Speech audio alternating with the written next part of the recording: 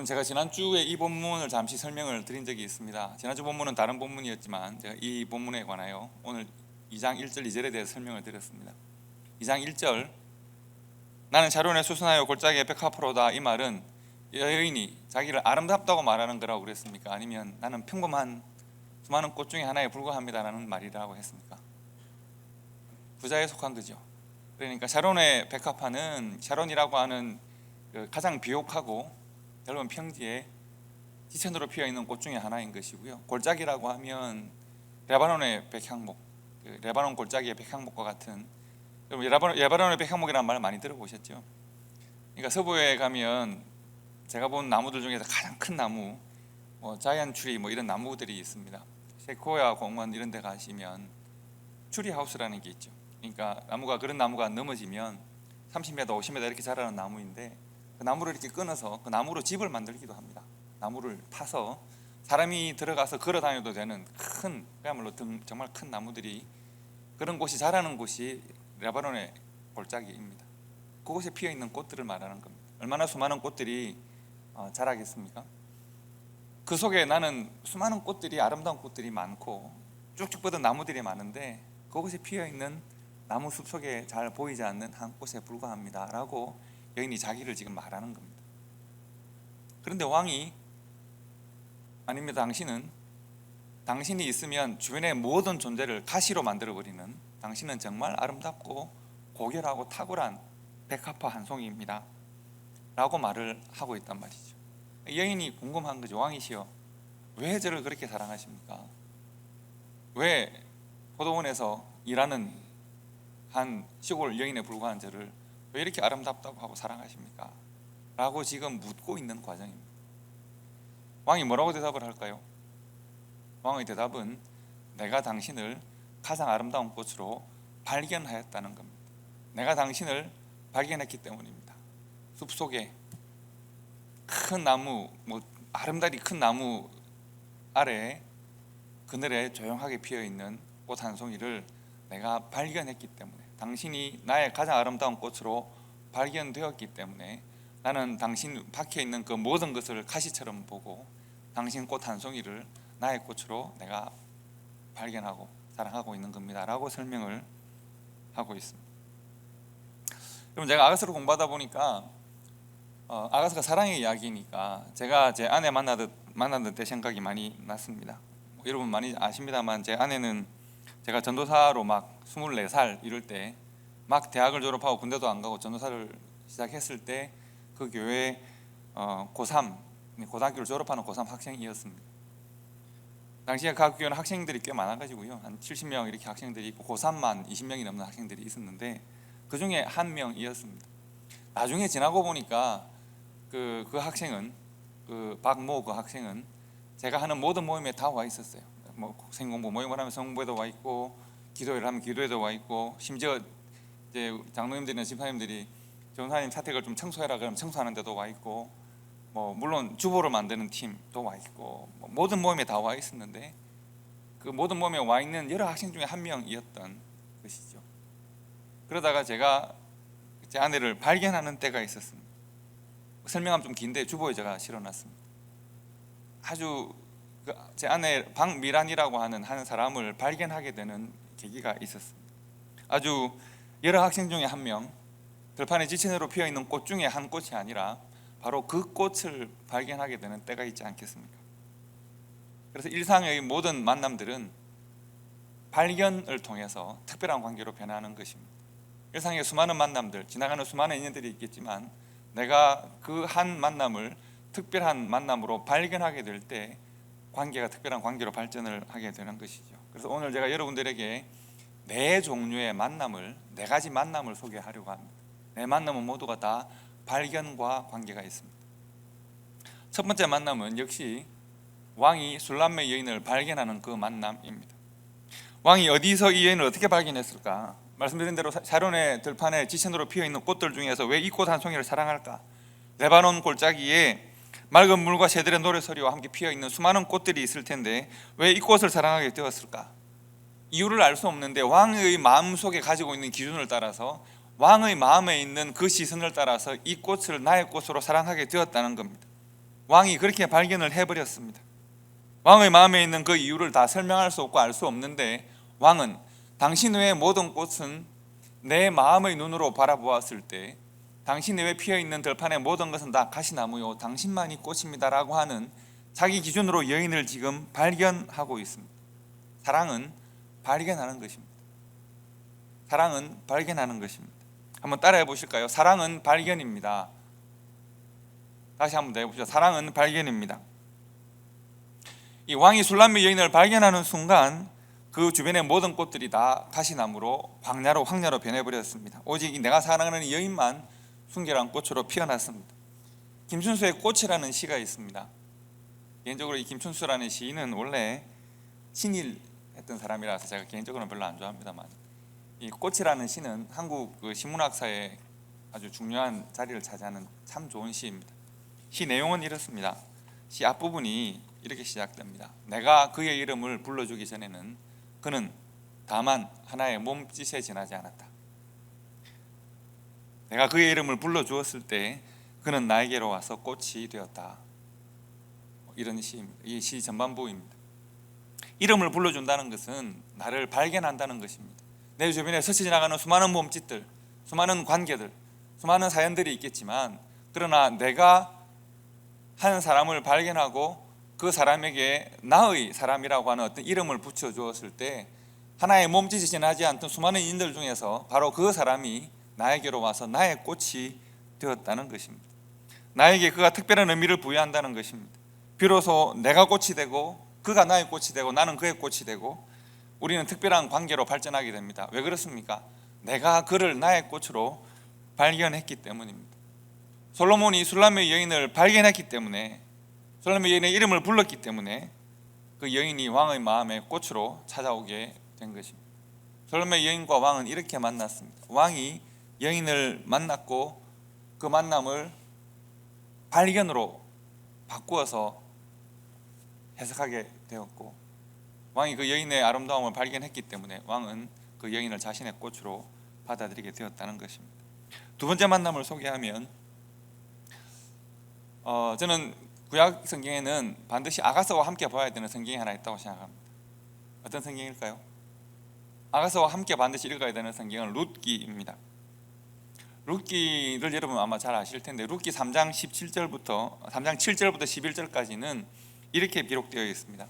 보아스가 먹고 마시고 마음이 즐거워 가서 곡식 단 더미의 끝에 눕는지라 룻이 가만히 가서 그의 발치 이불을 들고 거기 누웠더라. 밤중에 그가 놀라 몸을 돌이켜 본즉 한 여인이 자기 발치에 누웠는지라.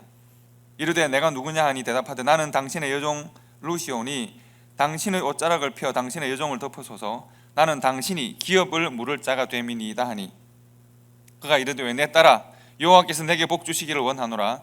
내가 가난하건 부하건 젊은 자를 따르지 아니하였으니 내가 베푼 인애가 처음보다 나중이 더하도다.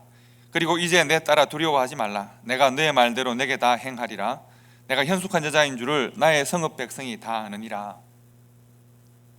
여러분, 성경을 우리가 읽을 때 아주 플랫한 글로 읽지만 실은 우리가 성경을 특별히 성경의 교훈이나 설교의 말씀이 아니라 이렇게 상황을 설명하는 이런 말씀들은 성경을 드라마로 우리가 읽을 수 있어야 합니다.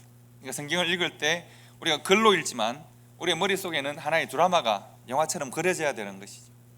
이 상황을 우리가 그렇게 해야 이해할 수가 있습니다. 지금 이제 룻기의 상황은 이렇습니다. 조금 설명을 좀 드리면, 룻은 모압 여인입니다. 모압은 원래 이스라엘 백성들과 늘 대립하던 원래 적국과 같습니다. 그런데 사사기의 시대에 사람들이 각각 하나님의 율법을 잊어버리고 자기 속인에 옳은 대로 살아가던 때였습니다. 엘리멜렉과 나오미라고 하는 이 부부가 베들레헴 지역에 흉년이 들자 먹고 살겠다고 하나님이 주신 약속의 땅을 버리고 모압 땅으로 이주를 합니다. 불신앙의 선택을 한 것이죠. 그곳에서 말론과 기론이라고 하는 두 아들이 결혼을 합니다. 오르바와 룻이 며느리로 들어왔습니다. 불행하게도 엘리멜렉이 죽고 말론과 기론이 남자들이 다 죽어버렸습니다. 세 여인만 남았습니다. 나오미가 두 자부에게 너희 집으로 돌아가라. 나도 나의 고향으로 돌아가겠다 합니다. 그런데 오르바는 돌아갔지만 룻은 돌아가지 않습니다. 그리고 룻이 어머니 나오미, 시어머니 나오미에게 아주 중요한 고백을 합니다. 어떤 고백을 하느냐 하면 어머니의 백성이 나의 백성이 되고 어머니의 하나님이 나의 하나님이 되시리니 어머니께서 죽으시는 곳에 나도 죽어 거기에 묻히겠습니다 라고 고백을 합니다. 이 고백은 룻이 이방인과 이스라엘의 경계를 넘어서는 고백입니다. 이전에는 룻은 불신앙의 선택을 따라 그곳으로 갔던 모압 땅으로 갔던 그 가정에 시집을 온 한 이방 여인에 불과했었는데 룻이 이제 고향으로 돌아가겠다고 하는 나오미에게 이 고백을 함으로 말미암아 나오미가 이방 땅에서 고향 땅으로 다시 돌아가는 것뿐만 아니라 룻이 이방 여인이었다가 하나님의 언약의 백성이 이스라엘의 경계로 넘어서는 아주 중요한 고백을 지금 하고 있는 것입니다. 우리의 상식, 우리의 판단을 넘어서는 룻이 믿음의 고백을, 믿음의 선택을 하고 있는 것이죠. 이방인과 유대인의 이스라엘의 경계를 넘어서는 아주 중요한 고백이었습니다. 고향으로 돌아왔습니다. 두 여인이 어떻게 살았을까요? 가난하게 살 수밖에 없습니다. 당시에 우리가 이해해야 될 중요한 두 가지 법이 있는데 하나님께서 이스라엘을 가나안으로 인도하시고 난 다음 늘 시간이 지나면 가난이 발생할 것이기 때문에 늘 땅을 분배하였지만 시간이 지나면 부와 가난이 늘 발생하기 때문에 안식년으로 희년을 주셔서 땅을 회복시키시겠지만 그 사이에 발생하는 가난을 하나님께서 해결하기를 원하셨습니다. 그 방법 중에 하나가 추수를 할 때 과부와 고아와 나그네, 즉 행여자들을 위한 배를 하기 위해서 추수를 다 하지 말고 곡식을 떨어뜨려 두라고 말씀하셨습니다. 당시 그 지역에 가장 유력하고 가장 큰 부자였던 보아스는 이때 이 말씀을 잘 지키는 사람이었습니다. 당시에 이미 하나님의 율법이 사사기 시대에 100년, 200년, 300년을 지나면서 흐려지고 이제 거의 이제 사사기의 마지막 때가 가까워오는 때입니다. 이미 하나님의 율법이 지키지 않았던 때에 많은 사람들이 곡식을 다 거둬갈 수 있었는데 그래도 보아스는 하나님의 그 전통과 율법을 지키는 사람이었고 보아스의 넓은 경작지에 많은 지역의 여인들이 와서 과부와 고아와 가난한 자들이 와서 곡식을 주워서 연명하고 있는 그런 상태였습니다. 그것을 하나 이해하셔야 되고 또 하나의 법은 계대결혼법이라는 겁니다. 역시 지금부터 거의 3000년 전이니까요. 3000년 전에 어떤 일이 있었을까요? 여인들이 만약 자기를 보호해 줄 남자가 일찍 죽고 나면 여인을 보호해 줄 수 있는 장치가 없잖아요. 그래서 하나님께서 그들을 보호하시기 위해서 또 자녀들을 보호하기 위해서 그 남성과 가장 가까운 친척이 이 여인을 취하도록 했습니다. 가정을 책임을 지는 것이죠. 그러니까 내가 또 하나의 부인을 얻는 그런 개념이 아니라 남겨진 여인과 자녀들을 보호하는 개념입니다. 인권을 보호하는 개념으로 하나님께서 계대결혼법을 허락하셨습니다. 그런데 이 두 아름다운 법, 곡식을 거둘 때 다 거두지 않고 남겨두는 것이나 또 계대결혼법에서 남겨진 가족들을 보호하는 이 법이 이스라엘이 가나안으로 들어간 지 300년이 지나면서 많이 흐려지고 있는 상태였습니다. 나도 힘들고 가난한데 내가 어떻게 또 한 식구를 책임지겠는가 뭐 이럴 수 있잖아요. 또 내 먹기도 힘든데 어떻게 곡식을 뿌려두고 이웃을 생각할 수 있겠는가. 그런데 이제 보아스라고 하는 사람은 하나님의 말씀을 적어도 곡식을 남겨두는 그런 전통을 지키는 사람이었고 룻과 나오미는, 특히 룻은 나이 든 시어머니를 위해서 자신이 들판으로 나가서 곡식을 주워서 부모를 공양하는 그런 일을 하고 있었던 상황이었습니다. 그리고 그때 나오미가 하나님의 법을 기억합니다. 하나님의 법을 잊고 모압으로 떠났다가 모압 여인을 데리고 하나님의 땅으로 다시 들어온 나오미가 하나님의 말씀을 다시 기억하게 되었습니다. 그 기억은 뭔가 하면 생각해보니 지금 이 땅의 가장 큰, 이제 가장 큰 부자인 보아스는 우리의 친족이라는 것이죠. 보아스도 우리를 책임져야 될 사람 중에 하나입니다. 아직까지 아마 알지 못해서 그럴 가능성이 있는데 나는 비록 늙어서 그가 나를 책임지지 못한다고 하더라도 너는 젊으니까 너를 보아스에게 어떡하면 어떨까. 그래서 나오미가 룻에게 이 과정을 알려줍니다. 룻은 당연히 하나님께서 허락하신 이스라엘 법을 잘 모르니까 나오미가 시킨 대로 하는 것이죠. 그래서 룻에게 보아스의 침상에 몰래 들어가서 거기 누워 있거라. 제가 아까 드라마로 생각하라고 말씀드렸죠. 여기 진재성 여러분도 어떻게 생각하십니까? 가능한 일일까요? 보아스는 당시 그 지역에 유력하고 부자이고 아마도 결혼을 했을 테고 그리고 권력자일 가능성도 있습니다. 나이가 많습니다. 룻은 가난하고 이방 여인이고 젊은 여성입니다. 젊은 가난한 이방 여성이 나이 많은 부자인 지주에 속하는 보아스의 침상에 몰래 숨어 들어간다. 거기에 침소에 숨어 들어가서 같이 이불을 덮고 누우면 그 의미는 무엇입니까? 그 수치스러운 일을 지금 룻이 해야 하는 겁니다. 룻이 순종해서 그 일을 합니다. 아마도 보아스는 아마 추수기에 주인이지만 아마 들판에서 잠을 텐트에서 잘 가능성이 많고, 이제 룻은 보아스가 이미 포도주 같은 것을 하고 아마 잠이 들었겠죠. 잠든 침상에 룻이 숨어 들어가는 것입니다. 보아스가 인기척에 놀라서 자다가 늦은 밤에 잠을 깼다고 했습니다. 그리고 여인에게 묻지 않겠습니까? 너는 누구이고 왜 여기에 와서 내 발치에 누워 있는지를, 내 침상에 들어왔는지를 지금 묻고 있는 것입니다. 그럼 이 일은 쉬운 일이 결코 아닙니다. 드라마로 한번 생각해 보시라니까요. 그런데 룻이 그때 어떤 말을 하는지가 중요합니다. 룻이 뭐라고 말을 합니까? 저는 룻이라고 하는 사람입니다. 나오미의 며느리입니다. 내가 왜 이곳에 이렇게 들어와 있느냐 하면 당신이 나의 기업을 물을 짜이기 때문입니다 라고 말을 합니다. 여러분, 이 말은 무슨 말인가 하면, 이 말의 의미가 뭔가 하면, 룻이 얼마나 지금 수치스러운 순간, 당황스러운 순간입니까?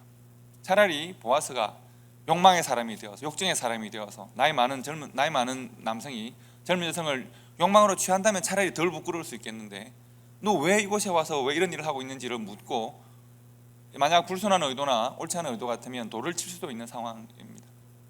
바로 그때 룻은 어떤 말로 보아스와 자신의 관계를 설명하는가?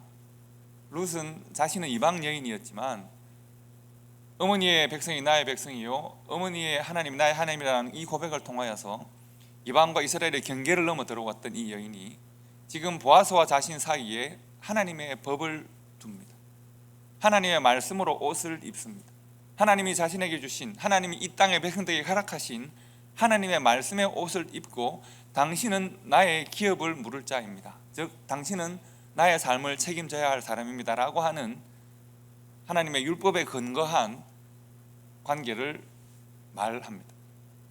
보아스는 말씀드린 대로 적어도 이 가정이 나와 그런 친족 관계가 있는지를 잘 알지는 못했고, 내가 책임을 져야 되는지를 인식하지 못했던 바 있지만, 그러나 적어도 하나님의 율법의 헌정을 지키는 사람, 즉 들판에 곡식을 놓아두는 사람이었기 때문에 보아스가 이 말을 듣고, 룻의 말을 듣고, 아 그렇구나, 그렇지, 엘리멜렉의 가정은 나와 친족이었지라고 하는 것을 인정을 하게 됩니다.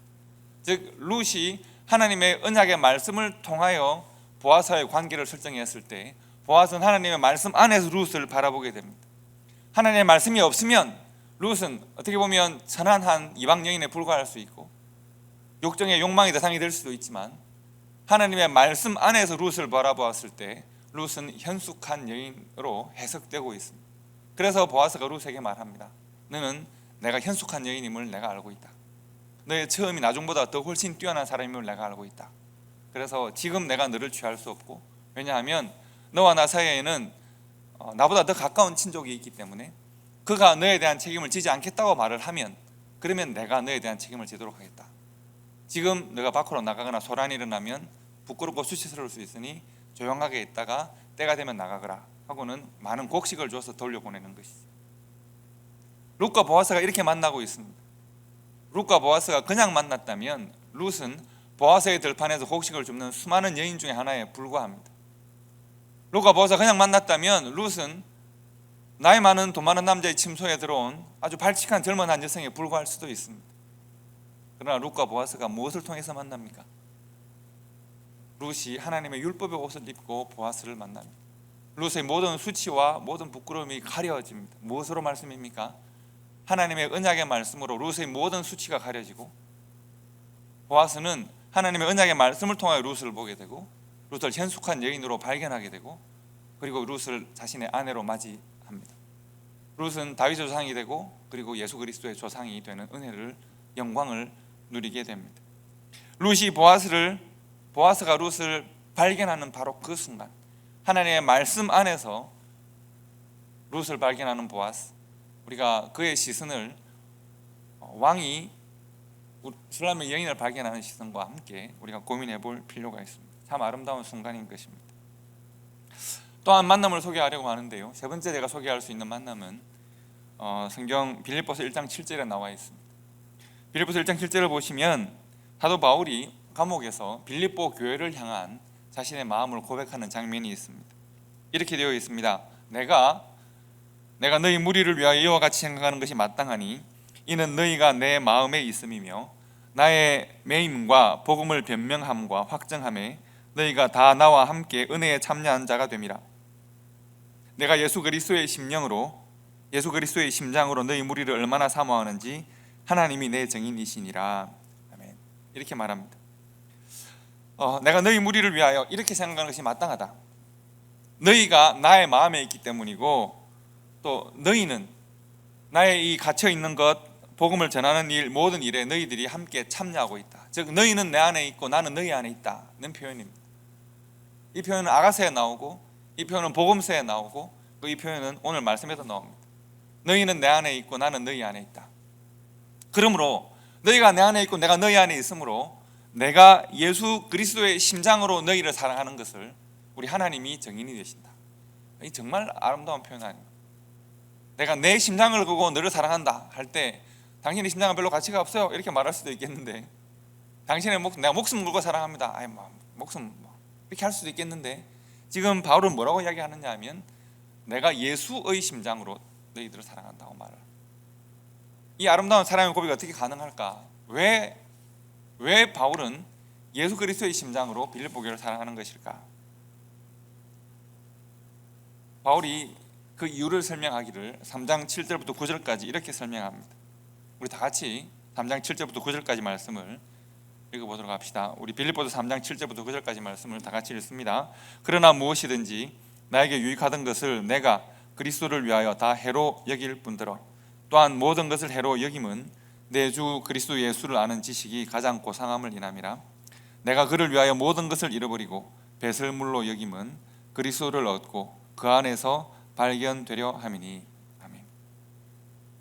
여러분, 이 3장 7절부터 9절까지 해서 바울과 빌립보 교회 예수 그리스도의 관계 중에서 관계를 결정하는 가장 중요한 단어가 뭐라고 생각하십니까? 바로 발견입니다. 내가 예수 그리스도를 알고 예수 그리스도 안에서 내가 발견됩니다. 예수님께서 나를 발견하셨다는 겁니다. 어떤 존재로 발견하셨습니까? 모든 사람들이 나를 포악자요, 행악자요, 핍박자요, 죄인들 중에 괴수라고 나를 바라볼 때, 심지어 내가 예수를 믿고 예루살렘 교회를 갔더니 예루살렘 교회가 다 피하는 이러한 일들을 내가 보았을 때, 사람들은 나를 포악하고 행악하고 핍박하고 예수 그리스도의 적으로 나를 보고 있을 때, 내가 그런 일을 행하고 있을 때도 하나님께서 나를 버리지 않으시고 하나님께서 나를 이방인을 위한 거룩한 그릇으로 나를 구별하여 발견하여 주셨다는 것. 내가 그리스도 안에서 새롭게 발견되었습니다. 하나님의 사람으로 발견되었습니다. 뿐만 아니라 빌립보 교회가 또한 하나님 안에서 발견되었습니다. 우리는 서로 하나님께서 발견한 사람들입니다. 어떤 사람으로요? 하나님의 사랑으로, 하나님의 은혜로 발견한 사람들입니다. 발견된 사람들입니다. 그리고 내가 하나님 안에서 너희 교회를 보니 너희 또한 하나님의 사랑받는 자요, 하나님께서 발견하신 자들이요, 내가 나를 발견하신 그리스도의 은혜의 그 능력으로 내가 너희를 사랑할 수밖에 없다. 사랑하되 나를 발견하신 예수 그리스도의 그 심장으로 내가 너희를 사랑한다 라고 이렇게 고백을 하고 있는 것입니다. 때문에 내가 왜 이 교회를 위하여 목숨을 바치는가? 내가 왜 선교에 이렇게 열심히 하는가? 내가 왜 아무도 만나지도 못하고 알지도 못하고 내게 유익을 준 적이 없는 그런 선교지의 수많은 미지의 백성들을 위하여 내가 목숨을 버리는가? 왜 그렇습니까? 내가 예수 그리스도 안에서 새롭게 발견된 사람이기 때문에 그렇습니다. 그들 또한 예수 그리스도 안에서 발견되고 있기 때문에 그렇습니다. 나의 자격이나 능력으로 너희를 사랑하는 것이 아니라 나를 발견하여 주신 예수 그리스도의 은혜로 너희를 사랑한다. 그 사랑 안에서 새로운 의미로 발견된 내가 새롭게 발견되어지는 교회를 바라보니 그리스도의 심장으로 사랑하지 않을 수가 없다. 이것이 보아스가 룻을 사랑하는 사랑이요, 이것이 왕이 술람의 여인을 사랑하는 사랑입니다. 왕이 자기에게 있는 가치로, 자기의 가치로 술람의 여인을 사랑하는 것이고, 보아스가 하나님이 허락하신 율법의 가치로 룻을 사랑하는 것이고, 사도 바울이 하나님 허락하신 그 귀한, 나를 발견해 주신 그 은혜로, 나를 발견해서 하나님의 귀한 도구로 삼아 주신 그 은혜로 빌립보 교회를 사랑한다고 지금 말하고 있는 것입니다. 우리는 그 사랑으로 예수 그리스도의 사랑받는 자가 되었고 예수 그리스도를 사랑하는 자로 살고 있습니다. 세 번째 만남을 제가 소개했습니다. 마지막 만남 하나라도 소개하면 이 말씀입니다. 마태복음 13장 44절 말씀을 보겠습니다. 우리 다 같이 읽어봅시다. 시작. 천국은 마치 밭에 감추인 보화와 같으니 사람이 이를 발견한 후 숨겨두고 기뻐하며 돌아가서 자기의 소유를 다 팔아 그 밭을 사느니라. 아멘. 어제 성경공부 참석하신 분들 제가 이 말씀이 숙제라고 말씀드렸는데 우리 박 권사님 숙제 잘 해오셨나요? 숙제를 기억 못하시는 것이 가장 큰 은혜라고 볼 수도 있습니다. 이런 밭에 왜 보화가 감춰져 있을까? 밭에 왜 보화가 감춰져 있을까? 당시에 사회가 불안정하고요, 도둑들이 성행하는 시대였습니다. 성경에도 보면 사마리아로 가는 길에 강도를 만난 사람이 있잖아요. 그것처럼 그 산악지대가 많고 광야지대가 많은, 그러니까 황야가 많은 이 유대 땅에는 도둑들이 많았습니다. 또 소위 말하는 비적들이 많았던 시대입니다. 그래서 비슷한 시대의 아라비안 나이트 보시면 여러분 알리바바와 40인의 도둑 읽지 않습니까? 알리바바가 도둑들이 숨겨놓은, 굴에 숨겨놓은 보물을 발견하는 내용이죠.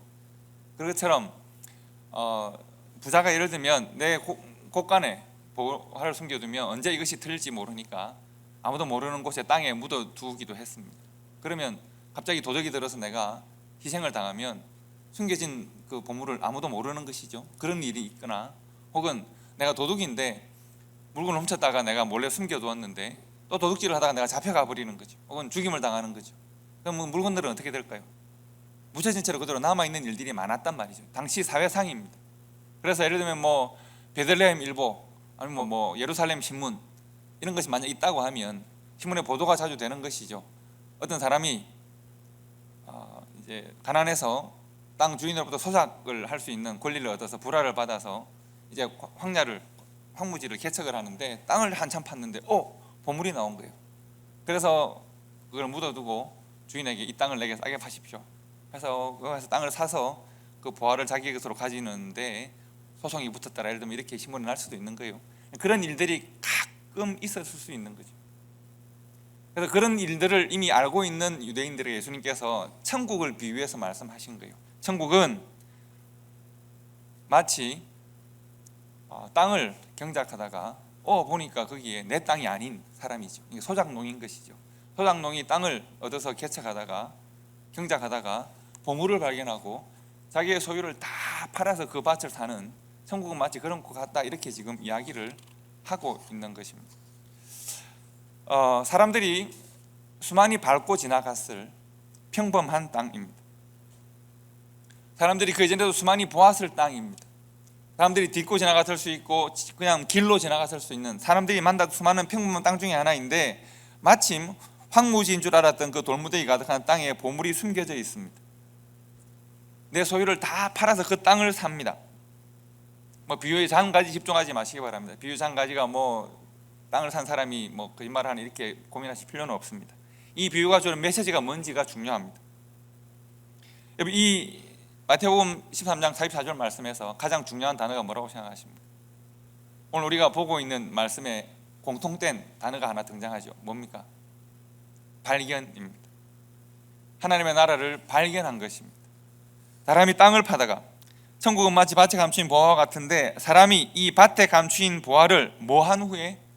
발견한 후에 숨겨두고 기뻐하며 돌아가서 자기의 소유를 다 팔아서 실은 그 밭을 사는 겁니까? 아니면 보화를 사는 겁니까? 실은 보화를 사는 겁니다. 밭은 살 이유가 없는데요, 보화를 사는 겁니다. 만남은, 사랑은, 하나님의 은혜는 발견하는 것입니다. 많은 사람들이 그 땅을 보고 밟고 지나갔을 것인데 딱 한 사람이 그 땅의 가치를, 숨겨져 있는 가치를 발견합니다. 그것이 보화입니다. 문제는 이것이, 여러분, 이 비유를 보셔야 하는 것이, 이것이 무엇에 대한 비유인가 하는 것입니다. 이 비유는 하나님의 나라에 대한 비유입니다. 마태복음 13장에 나타나는 7가지 모든 비유는 하나님의 나라에 관한 것입니다. 하나님의 나라가 감추인 보화와 같다는 것입니다. 하나님의 나라를 발견한 사람만이 그 나라의 가치를 압니다. 일반적으로 우리가 이 비유를 해석할 때 우리가 하나님의 나라를 발견하고 우리의 삶을 헌신하고 하나님의 나라를 추구하는 삶을 살아야 한다 라고 우리가 이렇게 해석을 합니다. 저도 이 해석이 일반적으로 맞다고 생각을 물론 합니다. 하지만 만남은 발견이라는 관점, 사랑은 발견이라는 관점에서 다시 한번 생각을 해보시면 여러분 이 질문에 한번 대답해 보시겠습니까? 하나님과 우리 관계에서 누가 누구를 먼저 발견했을까요? 하나님이 나를 먼저 발견하셨을까요? 내가 하나님을 먼저 발견했을까요? 나를 하나님의 백성이요 자녀로 발견하신 분은 하나님이신가요? 아니면 내가 하나님을 믿기로 결정했을까요? 누가 돌과 흙에 묻혀있는, 감춰져 있는 우리를 하나님의 백성이요 하나님의 나라로 발견하셨을까요?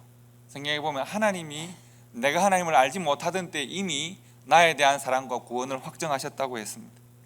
하나님께서 나를 먼저 그 나라의 백성으로 발견해 주셨습니다.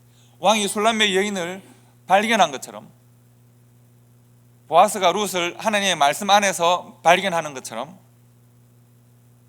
예수님이 핍박자, 포악자, 살인자였던 바울을 하나님의 복음을 전가하는 이방의 빛으로 발견하시는 것처럼 하나님이 여러분과 저를 하나님의 교회요 하나님의 성도로 먼저 발견해 주셨습니다. 이 발견이 바로 사랑입니다. 하나님의 나라와 백성으로 여러분과 저를 먼저 발견해 주셨습니다. 그리고 하나님께서는 우리를 발견하시고 우리를 하나님의 사람으로 사시기 위해서 자신이 가지고 있는 그 모든 것들을 팔기 시작하십니다. 수많은 종들을 보내시고 수많은 선지자들을 보내셨습니다. 그리고 결국 하나님께서 우리를 하나님의 소유요 그 나라로 삼으시기 위해서 하나님은 하나님에게 있는 가장 소중한 것을 사용하십니다. 그것이 무엇입니까? 독생자 예수 그리스도입니다. 여러분과 저를 하나님께서 발견하시고 하나님의 나라요 백성으로 발견하시고 하나님은 그 아들을 사용하시고 아들을 집으로 하셔서 우리를 구입하십니다. 우리를 사십니다.